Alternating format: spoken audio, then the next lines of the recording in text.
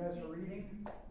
All right, tonight, or this afternoon, we have two really good speakers. We got John C. and Jimmy N. And John, I heard you were going to start us off, so yes, sir. Let's get it rolling. Okay, my name is John Maddox. Hey, John. Okay, welcome everybody. We're glad to have you. I've been contemplating, what I'm going to talk about with these traditions, because I've always been intimidated by the traditions. And then, when I start and look at them, it's like I've been doing this stuff, We practice them and we really don't know we are.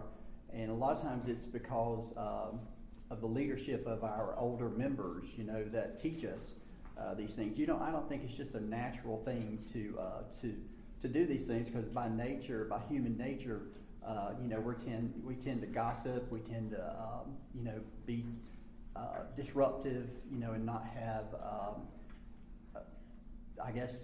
things to share in the meeting, and we should share inappropriate stuff. So I just wanted to start with, I've been clean for 25 years, been around the Middle Georgia, Macon area all my life. I have my sponsor Jimmy here is doing the second part of it, and it was weird. I was asked originally to do the 1:30 workshop, and then Troy said it was overbooked, so he called me and asked me if I could do this one. So I texted Jimmy and said, hey, I'm going to be doing this one. And he said, well, I just got asked to do the same thing. So it was kind of a coincidence, or either somebody's working behind the scenes, so I don't know. But anyway, I'm glad to be asked, and it's an honor. So going back, for you people who cringe when you hear the word AA or Alcoholics Anonymous, you're going to have to forgive me for a few minutes. So like I said, I wanted to just do a little bit of history. And what became as Alcoholics Anonymous was founded in June of 1935.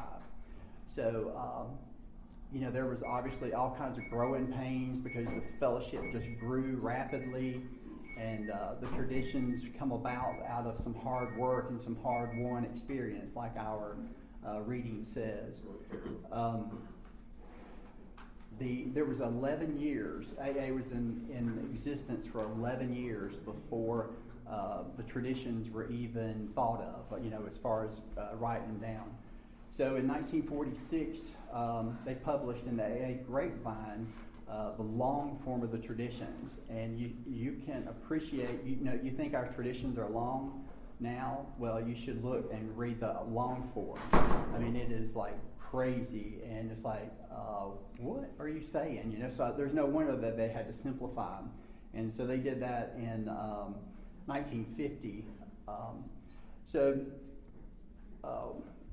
What happened was the AA General Office sent out a request to all the groups, and they said, send us your rules for for what you're reading in your meetings. Like what kind of qualifications are these people supposed to have?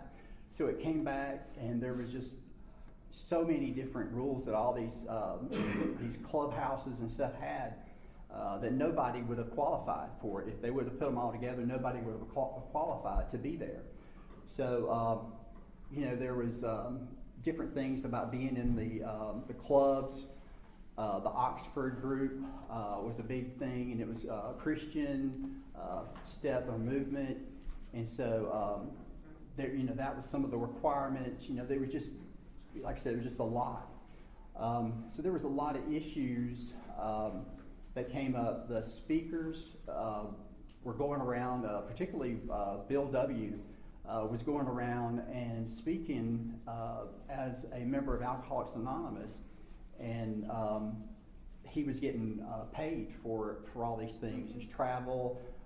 There were some books written by some other members, and they were getting their name in the paper with a picture, so it was not an anonymous fellowship back then. It was very heavily publicized because it was something that the world was trying to find a solution to all the alcoholics and the problems that came along with it.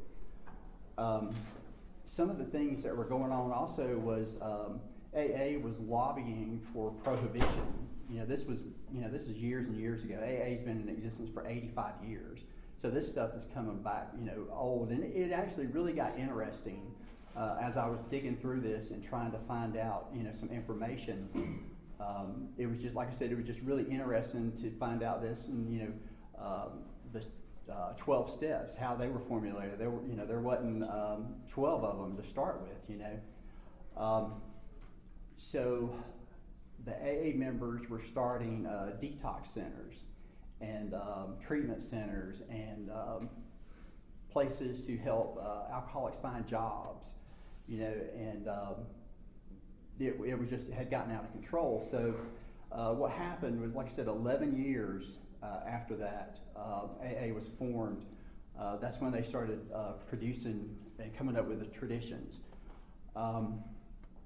While this was going on, the founder of NA, Jimmy, I think his last name is Kennan, I always thought it was Cannon, but it's Kennan, and he started going to AA meetings when he got clean in February of 1950.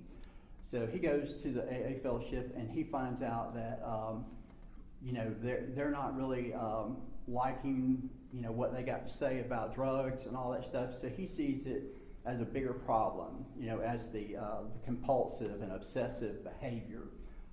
So he and some other members of Alcoholics Anonymous began meeting separately, and so they were given permission by AA to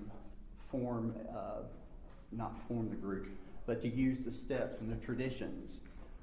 So what they did was they went ahead and, like we know, they changed the wording, So they treated it as the whole disease and not just one substance, So really the traditions, that's kind of the deal with the history, and the 12 traditions, they're talked about as being a relationship between the groups, between the fellowship and society. They're supposed to help us with areas of finance, public relations, donations, and the purpose of what's being addressed in the traditions.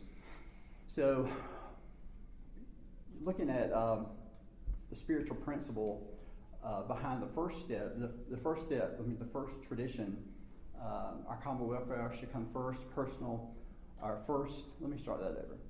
Our common welfare should come first. Personal recovery depends on NA unity. Excuse me.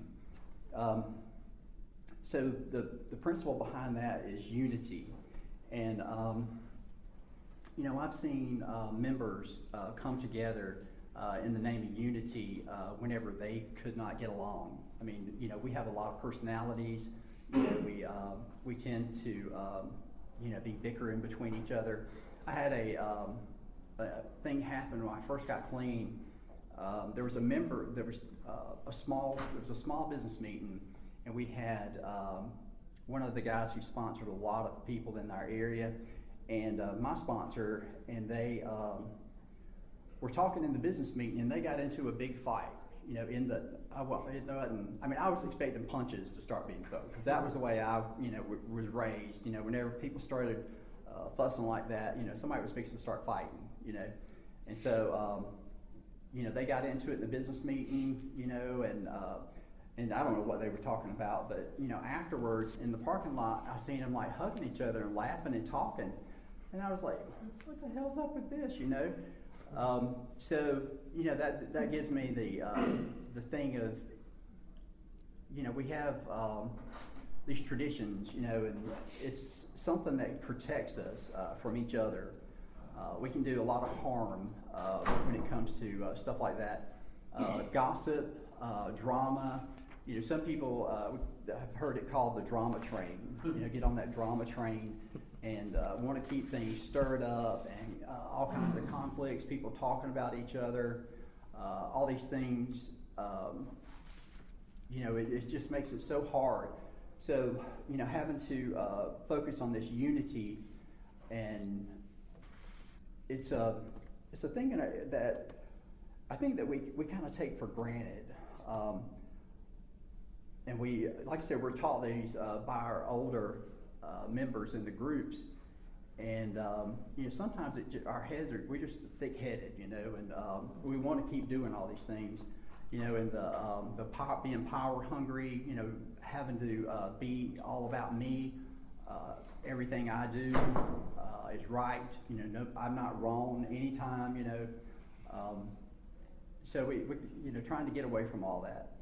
All right. So this the second tradition for our group purpose, there is but one ultimate authority, loving God as He may express Himself in our group conscience. Our leaders are but trusted servants; they do not govern.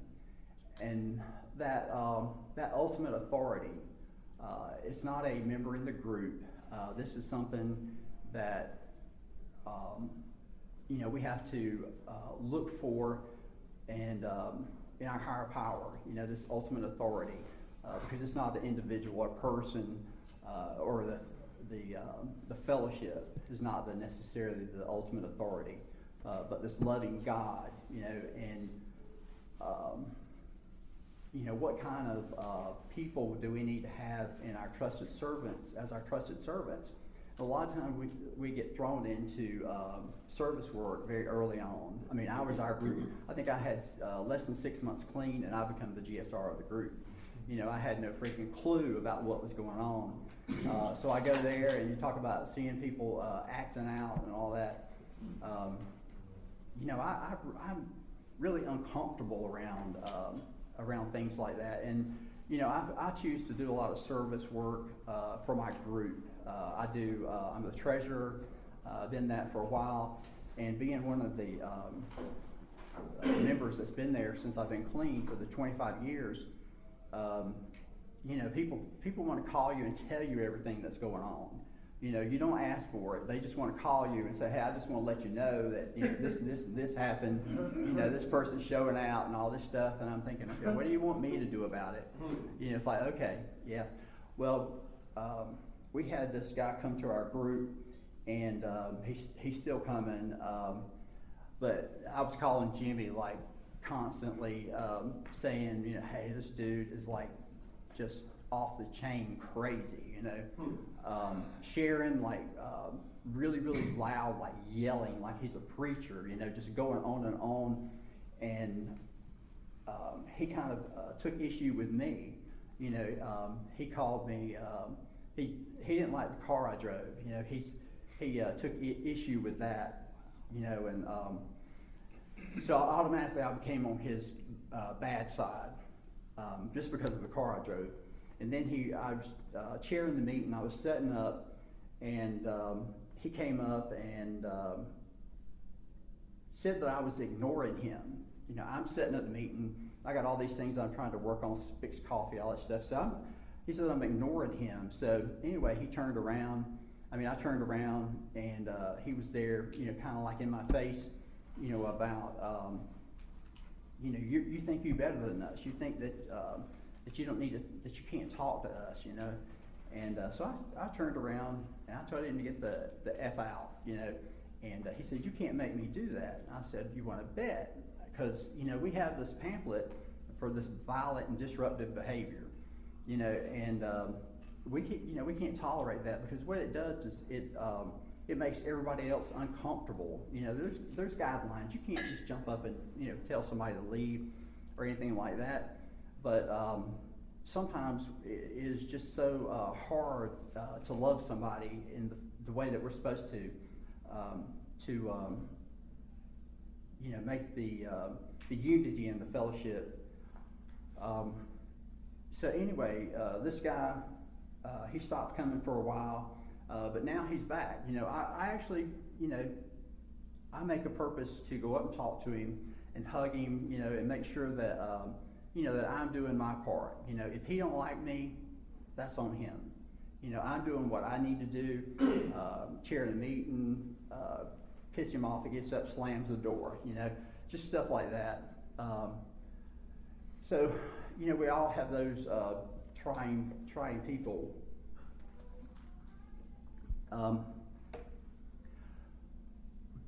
This trust thing, the ultimate of being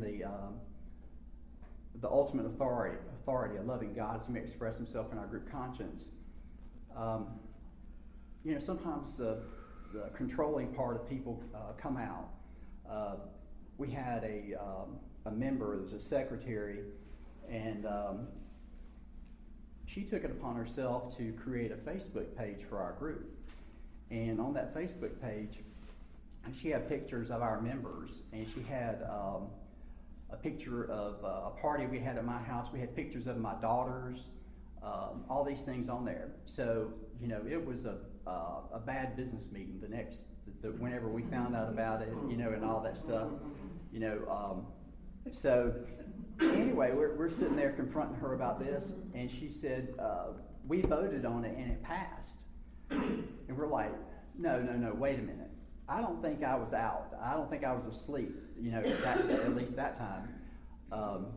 So she looks back through the minutes, and everything. She's trying to find them. Well, then she turns around after she couldn't find them. I guess she was going to make them up or something. Anyway, she just turned around and said, I lied. The group didn't vote on it. I lied. I started this page. So what she did was she went back and she renamed the page to something else that was very similar to our name. And so she went and she put these black things across people's eyes, and it just pissed me off because it was my kids' faces with this stuff on them, and I couldn't do anything. I couldn't make her do that. It's part of our principles of, we expect people to respect our anonymity and our privacy, but that's not always the case. So these traditions are so valid, Now the next tradition, 3, the only requirement for membership is a desire to stop using. The spiritual principle is identity. I was talking about earlier about some of the things that were put on the fellowship. You can think about things that would qualify you to be in a club, a country club, or whatever. So you have to have money. You have to make $100,000. You have to pay 3 payments of $99.99. And we don't do that. You must be a certain color or ethnicity,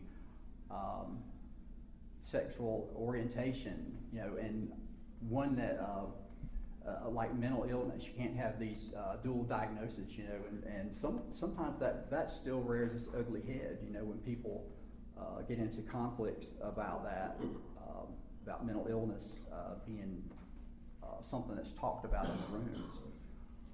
All right, and then the 4th tradition: each group should be autonomous except in matters affecting other groups or NA as a whole. And the 4th tradition, the spiritual principle that I came up with was autonomy. And autonomous means having the freedom to act independently. So each group sets rules or regulations. Our home group, we have a meeting that goes sometimes it's like 60 to 70 people, and we have a small room, and we're like wrapped around the meeting room. So one thing that I decided to do and cleared it with the group was to have a 3-minute timer on our sharing, and setting the phone, letting the phone go off and let them, wrap up what they're sharing, and let that be it.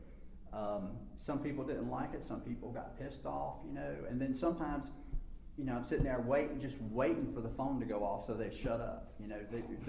We all have those people in our groups. It's like we wish they would just shut up, And sometimes you want to make the timer go off sooner, but it was something that we voted on as a group, and it's an option. Now we have that option to do that 3-minute timer, or we can just say, keep it to 3 to 5 minutes. I wish we had one that said you can't share at every meeting that you're at. We have that a lot. I don't know if y'all have those people in your meeting or not, but somebody that's got to share at every single meeting. So that's not part of it. We have meetings where we only read certain readings. We don't read the full everything. We can, like our speaker meeting, we cut back and we only do like 3 readings for that.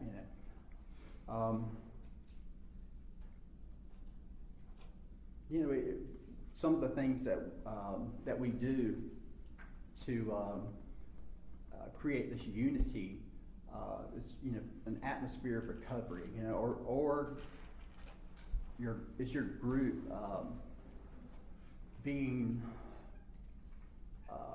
open to new members? When new people come in, are we accepting of them? Do we think that this person is not going to make it?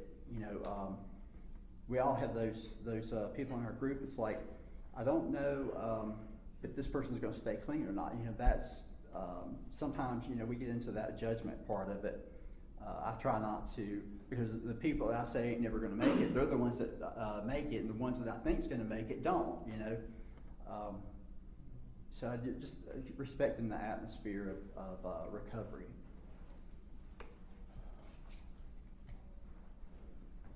All right. The 5th tradition: each group has one primary purpose: to carry to the message to the addict who still suffers. Well,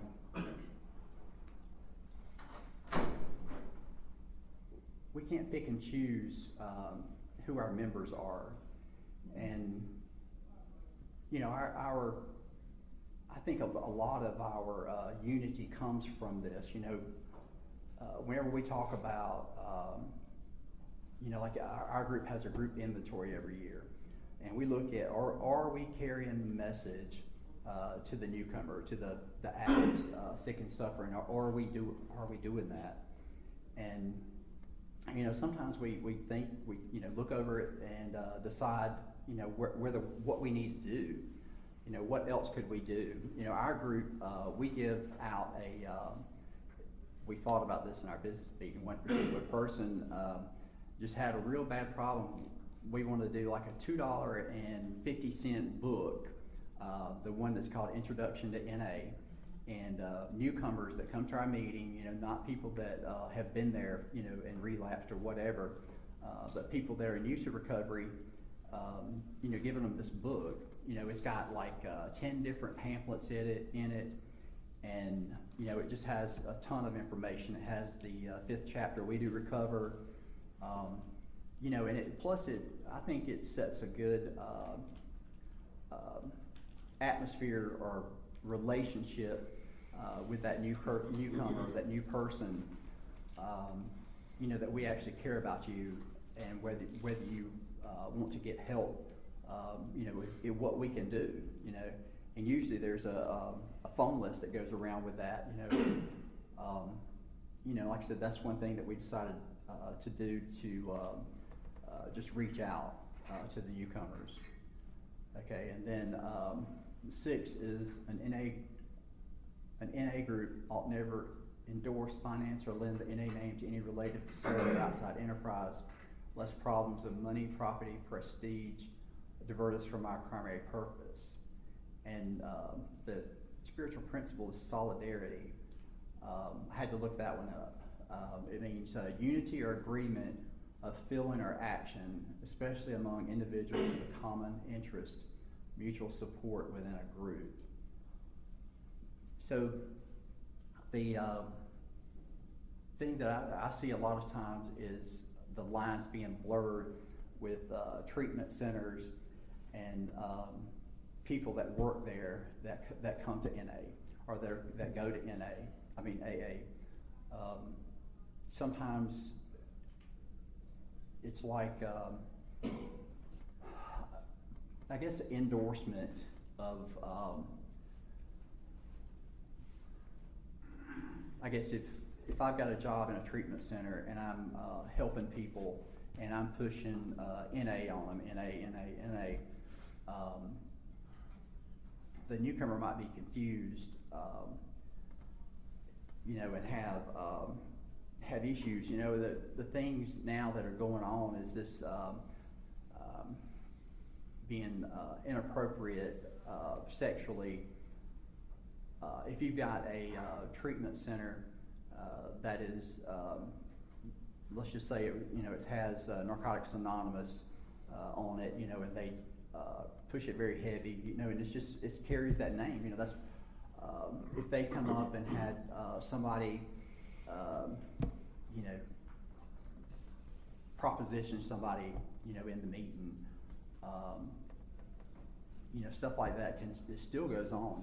It's like I said, it's been real heavy in the news. And if we had a treatment center with NA affiliated with it, and we had this happen, there would be all kinds of news stories and just a lot of bad publicity, and that is not good for the fellowship, and there's, how many newcomers are going to see that news story and think, that's a trap. You're not supposed to go to that meeting or that facility. And I think that it just does such a disservice. The treatment centers that we have locally in Middle Georgia area, I think they do a really good job of keeping that separate. They bring them to meetings, and sometimes, man, they are like 20 different ladies, or 20, the guys are smaller in number, probably about 10. But a lot of those actually are making it, because they're getting that exposure to the 12-step programs, and we get a lot of people confused about which fellowship they need to be at, and I always say, just get in where you fit in. And if you can do that, and be successful, then that's great.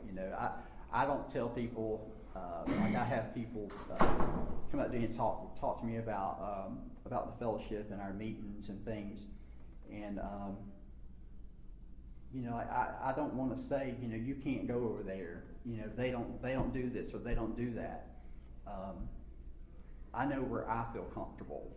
I have nothing against the fellowship of AA. We're indebted to them, for letting us use their program. I mean, they work so hard on all those experience for those traditions, and we were able to pick it up, and have something to go by, and I think it's made us a better fellowship for it. We are the second biggest 12-step group in America, or in the world, actually.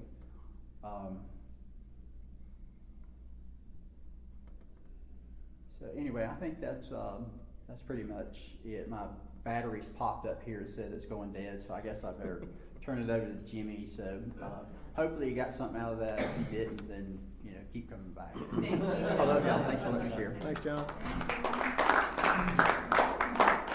My name is Jimmy. I'm an addict. Hey, Jimmy. Thanks, John. Appreciate that. It actually prompted me with a couple things. I'm kind of taking notes. So I was agreed to sort of do 7 through 12, but I may refer back to some of the other ones just because it's hard to talk about like one step without the other one, and nutritions are kind of the same way. So, yeah, history, I was thinking about that was a good idea to talk about the history of it. If you look at meetings, there's lots of recovery meetings, particularly in the early 70s around the country. And they're typically, they didn't follow steps and traditions, typically started by strong personalities, to the point of one particular famous meeting. If you spoke there, you had to take a drug test and pass a drug test before they would allow you to speak. And that was like a meeting that was around for a couple of years. But none of those meetings survived. Not one of them survived. It comes up the question, why do we need to understand the traditions? Not one recovery meeting outside of NA or AA survived for this long without following the steps and traditions. And when meetings started doing that, in the early 70s, outside of California, meetings started popping up all over the country in different states, and it's exploded all over the world. If you guys don't know it, 30% of the meetings in the world are in the country of Iran. We can't even visit there. They can't ship their money to the World Service Office, but we have a lot of meetings there that we're actually working on world peace through Narcotics Anonymous, which is pretty cool. So that's why we all kind of need to understand it. And when I first got clean, I got clean in 1984. I've been 35 years clean, and we didn't know a lot about traditions. People back then in NA was just struggling to get around, and I always looked at NA. We were like the teenager of AA, desperately trying to break away from our parents and not really having the skill set to do so in some cases. And I always tell people, like, don't ask somebody that got clean back then because we didn't know what the hell we were doing in regards to traditions and so forth. So we made a lot of mistakes and so forth, but we learned from them, and we're all still kind of here. So for me, the traditions were like weapons. The only time they ever got mentioned is when you did something wrong and someone pulled it out and would beat you over the head with it. So, it wasn't like a spiritual thing. It was just this angry police back then. And I figured there was like some sort of secret police force, Narcotics Anonymous running around trying to fix things. And I think there were a few people that really felt that way about it. So, the other part about traditions too is what I've learned is they're really spiritual principles, as John mentioned, behind this. And not only can I use it in the fellowship, but really in my daily life, And I'll give you an example. Tradition one, really, and what I did, this is like an assignment from my sponsor years ago. So what I did is I read our literature, and I wrote down between the basic text and how it works and why, like 4 to 6 statements on each tradition, which, sentences which stuck out, which represented what it means to me. So this is, my vision of it. Yours might be different, but it's kind of my vision of it. And the first tradition talks a great deal about the group. Our survival is directly related to the survival of the group and the fellowship. To maintain unity within NA, it is imperative that the group remains stable or the entire fellowship perishes and the individual dies. And what that says to me is part of the unity is we have to take care of our groups. It's the most important thing that we have, right? PR, H&I, what is that? What do? We try to get people to a meeting because we all know that magic happens when we're in meetings. And so those are the things that are most important, absolute most important. There's another statement in there that says the individual is precious to the group and the group is precious to the individual. But also, I use this at work, right? I have a job, my company, we sell copy machines, right? So when I go to work, the primary purpose is to sell copy machines. So what can I do today to help my company sell copy machines? So all my efforts at my job is to help that primary purpose. In my relationship with my wife, right? I could be self-centered as anybody at times, but what's good for my wife? What's best for our relationship? In other words, it helps me get out of my self-centeredness, right? So that we can all be better off as opposed to just me being better off, which is the way I used to live. Same thing with tradition too is, about group conscience. It's not about my opinion. It's asking what everybody else thinks about it, right? If I got problems at work, I go ask people for help, right? What do you think about this? And my mind has been changed many times from even people that are new in the program that had a perspective that I have not thought about. But if my brain is not open to that, I'm going to only see my own thought process. And when I make decisions by myself, there's usually consequences, right? If I don't have God involved in the now all that means for me is getting outside information to help me make better decisions. Because when it comes down to it for me, my using days, it was all about because I made a shitload of bad decisions. I mean, that's my basic problem. I had no ability to make a good decision. I'd be drowning and I would ask for the anchor instead of the float. That was just the way I was. And kind of getting on to the ones here, 7, we're talking about every NA group ought to be fully self-supporting, declining outside contributions. And part of this is people look at it as money, which it is important. FYI, our World Service Office, that only 10% last year of their money came in was from donations. So 90% of what we get in is from literature and other stuff. It's like we're kind of slacking off as a fellowship. We need to be pulling our own weight a little better. But it's not so much to me about just that. It's also about time and putting service into it, right? Am I helping out my home group, right? I may not have money to put in the basket. That's fine. But I can clean up. I can pick up chairs. I can help set up. I can carry somebody to a meeting. There's 100 things I can do to be of service to the fellowship and to the meetings. I love doing H&I work, and I was at a meeting the other night. We had a big meeting, 13 people in there. But one guy was in there, and it's kind of cool, like, why you do this. He's a vet, he's a Bosnia, pretty old. First recovery meeting of his entire life, probably close to 50 years old, and we're bringing him a meeting to the jail, right? And it was just cool. PTSD, this dude was pretty messed up. But it's like, man, I hope that the message, something sunk in, right? Maybe we gave him something when he walks out of there that he can change his life, But it's about, giving back to the fellowship, old timers, I call it old timers disease. I've done this and other people do this as well. I don't feel like I'm getting anything out of meetings anymore. I'm not getting this, but what are you putting into it? What are you doing? And my sponsor and I, it's funny, he and I were sharing the other day in the car, and he complains about his area. He lives in a very rural area. People don't do service. People don't go to meet. He whines about it. But he's got a couple of new people he's working with, and they're doing step work. And my sponsor was like a kid for Christmas. Like his whole attitude had changed.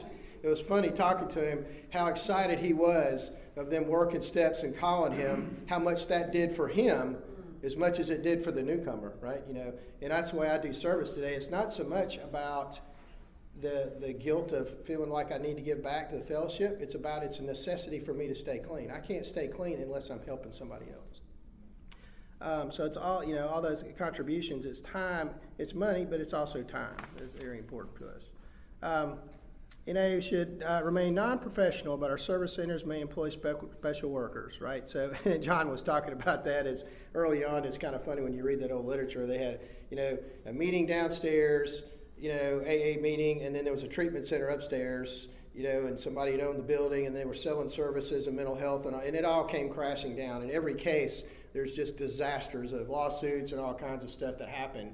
Like we can't sell, we can't sell the 12th step. That's the whole point of this. I can't go out and be of service. And it's challenging for people that are in the mental health and recovery field to separate that. And even in the jail, we always get this every week. Hey, what's the best treatment center to go to? I'm like, man, it's not up to me. I'm not into recommending treatment centers or telling you what to do. You can talk to the jail. They'll figure out something for you. You can figure it out yourself. But I'm just here bringing a meeting to you. That's all I got is my experience, strength, and hope. I'm not taking money for anything. Although my friend of mine we thought, man, if we just took a pyramid scheme and you had to donate money to sponsor, and then when you relapse, you had to pay more money. I mean, there's a few people I'd have made a whole lot of money off of. So anyway, but not going to do that. Yeah. One of my favorite statements about the traditions is actually in the second one, and it says, we are concerned with protecting ourselves from ourselves. And I really like that concept is if by committee, like John was talking about, is I could imagine if we got together to determine who was allowed and not allowed in meetings, and this is kind of what I've heard. Well, I don't like the way people dress. Shaddy, I mean, you need to wear some nice clothes. That'd be my mother. Language, God, using profanity shouldn't be allowed in the meeting. Wearing too much perfume or too much cologne, pretty soon, what's the rules? None of us would be able to go because we'd all violate it in some way, shape, or form. So it's like if we follow these, we get out of our own way and keep from stepping on our own toes with this stuff. So let's see if there's anything else in here. Anyway, special workers are such as phone answering, clerical, DJs, printing, etc. A service center is defined as a place where NA service committees operate. And that kind of separates it out. We have our service centers, and we can't employ special workers, but like the convention is incorporated, so that this convention is tied to a legal entity to protect us, the meetings in here, from the outside world. So it's the buffer zone. We have meetings in here, but the convention signs all the paperwork, all the documents, and so forth, and it protects us. We're allowed to do that kind of stuff. The World Service Office hires people to do things, printing, clerks, and so forth, that aren't in recovery, but they do administrative work for us. NA as such, I'll never be organized, but we may create service boards or committees directly responsible for those they serve. It's probably one of the most misunderstood ones when everybody says organized. No, we're never organized. But what that means is there's not a president, a vice president, there's no hierarchy to here, right? I'm the same as you are, same as you are, same as you are. I mean, some of us at times feel like we might be better than others or lower than others, but the reality of it, when we come here, regardless of what we do outside world, what service committee we're on, we're all the same, right? And our opinion is the same. And we should give each person the same respect as well. I was a facilitator of the area, and my attitude towards that was, you guys are here on a Sunday afternoon, no one has paid you, you could be doing other stuff that's fun, but you chose to come here, and be of service. I respect that, regardless of whether your job is being perfect or not. I'm going to give you the respect for that. That you're showing up here and willing to help out, and that's a pretty cool thing. So. 10, Narcotics Anonymous has no opinion on outside issues, hence the NA ought to be never drawn into public controversy. So the next couple we'll talk about a little more. And that has to do with my behavior inside and particularly outside of the fellowship. And a convention's a good place to talk about that. If you're one that likes your NA jewelry and your T-shirts and so forth, you have to be particularly cautious about your behavior. A friend of mine that was in recovery, she was a waitress, and it delayed her 2 years getting in the program because the local meeting that came in there were such assholes that she swore she would never go to an NA meeting because they were so rude to her at the restaurant. They're all wearing the jewelry and all that kind of stuff. And and I say this: if you're an asshole and you're aware of that, or you might be an asshole or maybe not be aware of it, I have to be careful about my behavior and wearing NA stuff because part of it is not only. It's okay for me to break my anonymity with someone. It's not okay for me to accidentally break your anonymity while mine, particularly like at a restaurant and I got my jewelry on. Hey, did you go to the meeting tonight? Yelling across the restaurant. It's okay for some people, but some people are in jobs where if that's found out, it could jeopardize their ability to work or their careers. We have a friend of ours who was looking up a meeting at work for someone. The IT got a hold of it, thought she had some kind of problem because she had something to do with money, and they fired her. Okay, before actually looking something up on the internet for somebody else. So the outside world doesn't necessarily accept us the way we are, and we have to be careful about, it's okay, I'll break my anonymity when I want to, but I want to do it when I want to, not when you decide you want to.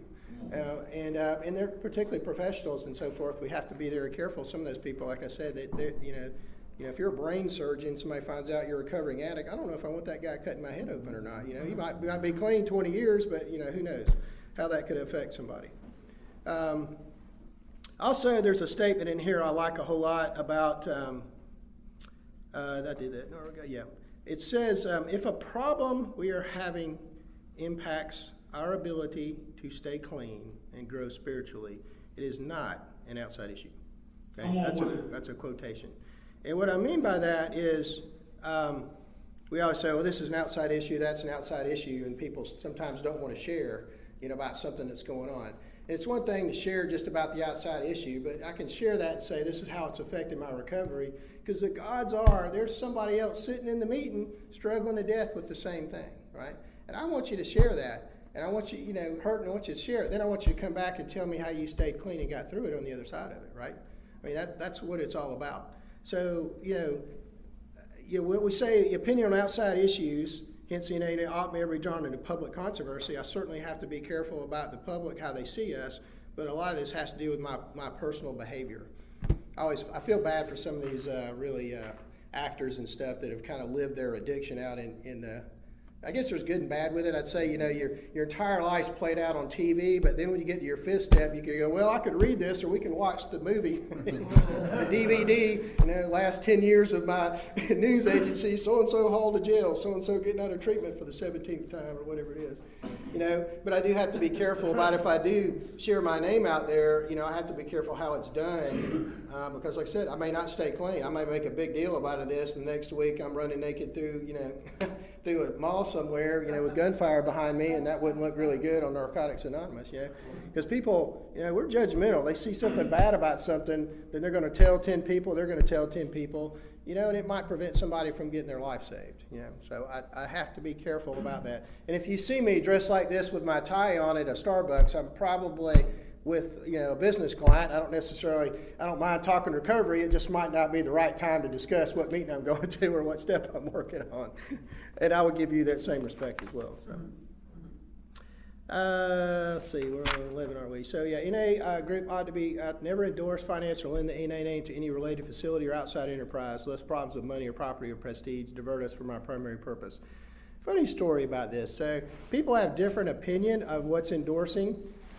In particularly California, I'll pick on them a little bit. I was out there, I had 5 years clean. This is before the internet. So finding meetings was a paper schedule and a hard copy map. And so they wouldn't put the name of the organization on the meeting schedule, which I get it, right? You're trying not to implement it.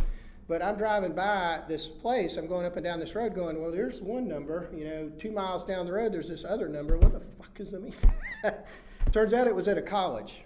Right? No, nothing, just a name. There's 27 buildings in the college, and I can't get, so by doing that, I could argue a case, well, I need the name on there so that I can find the meeting.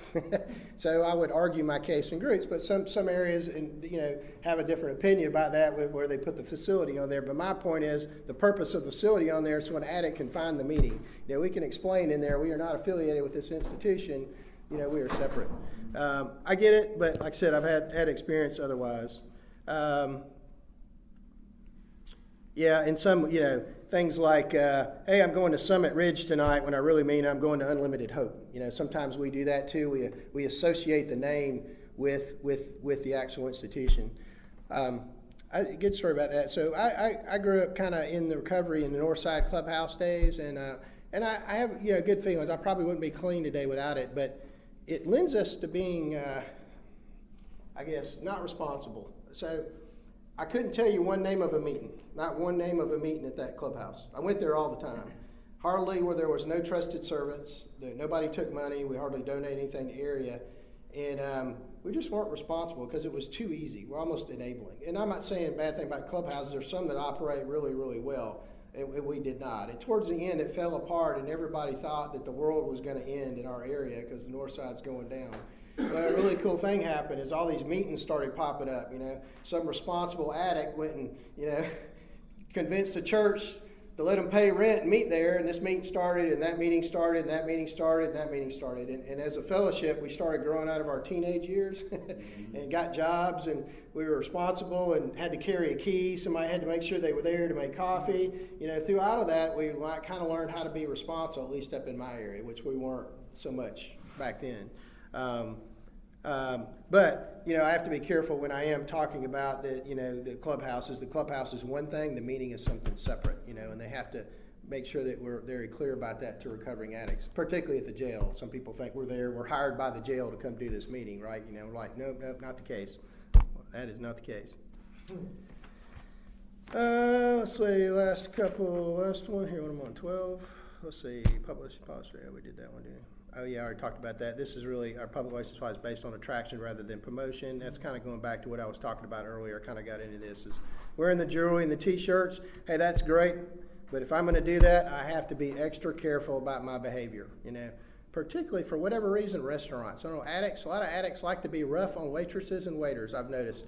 It's kind of like, and that's just not a good thing if you got a big NA symbol hanging around your neck, because they, you never know, that person may have a problem. They may have a son that has a problem that might be married to somebody that has a problem, but we don't want them to not send them to us, when they really need some help. So, last but not least, anonymity is a spiritual foundation of all our traditions, ever reminding us to place principles before personality. Anonymity is defined as a state of bearing no name. We are all equal in the status in a meeting. No one is above or below anyone else. Thing about that is a couple of it is, one is we're all equal, right? Nobody's above anybody else. I made that pretty clear, but that's part of what anonymity means. The other part of it, has to do with anonymity of not sharing who you are, or who said what in a meeting and all that kind of stuff. Hey, it's okay to share the message. I heard the coolest thing in a meeting last night, man. It was awesome. But I'm like, did I see so-and-so in a meeting? They're telling people, and I try not to do it. Sometimes I'll ask when I'm concerned about somebody, but I have to be careful about the anonymity of people in the meeting and sharing what they said. I mean, we're bad. We can be gossip and get in all that stuff. I mean, part of that has to do with we know a lot more about each other than probably I do about my own family, number one. So sometimes when I'm asking about you, it's more about concern versus judgment or anything else. But I do have to be careful about saying who's here, who's there, and so forth. I'll break my anonymity when I want to. My one story, I had a guy I worked with. He lived in California at the time, and I'd heard he was struggling. Had a lot of depression problems and drug problems, which I did not know about till towards the end. And I struggled. And some people know I'm in there. Now, when you work with people and you constantly don't drink, eventually they're going to say, why is that? And I will share with them one-on-one, my story and all that. And some of the people I work with know, but I don't just, tell everybody I walk up to. I pick and choose when I think it might help somebody. And this guy called me, and I actually reached out to him, and he hadn't called me at all. But I said, man, I've heard some stuff. I don't know if it's true, but I just want to let you know I've had this problem, and I've been clean a while. And if you want to talk about it, you're welcome to call me. And he's like, no, I'm okay, I'm good. He just kind of blew it off, all that. You know, I reached out to him, a week later, he killed himself. Wow. So, you know, part of me is bad, but I'm also grateful I attempted to reach out to him. I probably would have felt much worse thinking, you know, I might could help the guy, but I didn't say anything. You know, so it's kind of caught between the. Sometimes people do things and there's not much you can do about it. But, you know, if there's somebody out there struggling and I think that breaking my anonymity to them will help them, I'm certainly willing to do that. My boss has got some friends with some struggles, and she and I have had conversations about that.